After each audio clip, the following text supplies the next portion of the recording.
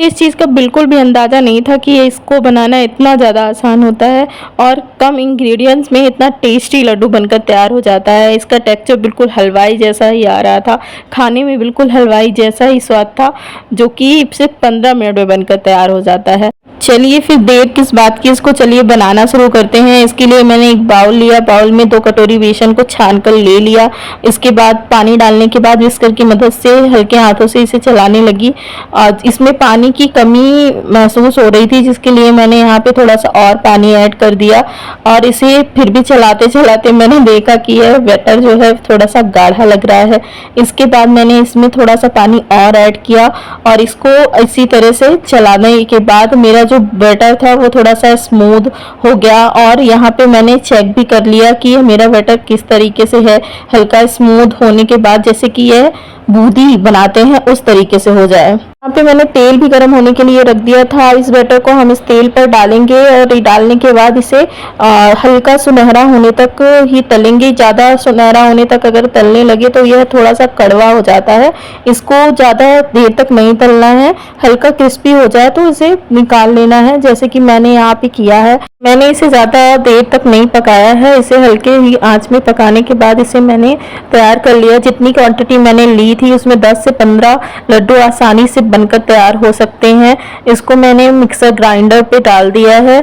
डालने के बाद इसके ढक्कन को बंद करके मैं इसे हल्का दरदरा ही पीसूंगी, क्योंकि यहाँ पे अगर मैंने इसे ज़्यादा महीन कर दिया तो लड्डू बिल्कुल हलवाई की तरह बनकर तैयार नहीं होंगे।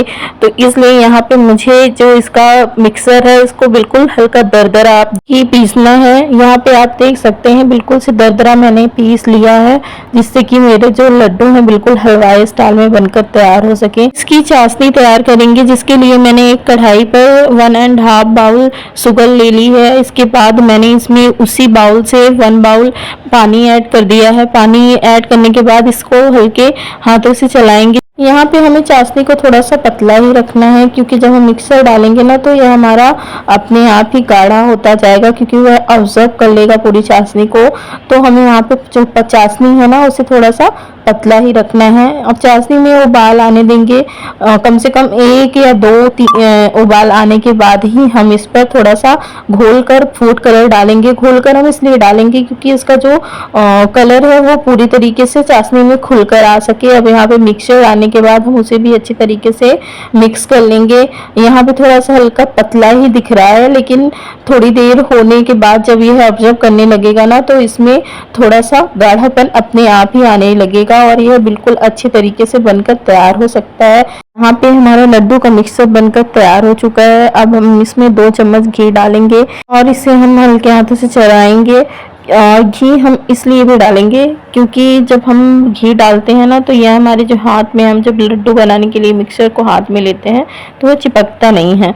और यहाँ पे मैंने तरबूज दाने का भी यूज़ किया है, तो तरबूज दाने को भी डालने के बाद अच्छी तरीके से मिक्स कर लेंगे। यह कलरफुल लड्डुओं का मिक्सर बनकर तैयार हो चुका है। अब इसे एक प्लेट पर निकालकर हम ठंडा कर लेंगे। ठंडा करने के बाद इसे हाथ में लेकर हल्के हाथों से गोल गोल लड्डू बनाकर तैयार करेंगे। मेरे लड्डू यहाँ पे बनके तैयार हो चुके हैं और ये बिल्कुल हलवाई जैसे बनकर तैयार हुए हैं। इसका स्वाद भी हलवाई जैसे है और सिर्फ 15 मिनट में बनकर तैयार हुए हैं। अगर मेरा ये वीडियो आपको पसंद आया हो तो लाइक शेयर एंड सब्सक्राइब कीजिए और कमेंट में ज़रूर बताइए कि आपको बेसन के लड्डू पसंद है या मोतीचूर के।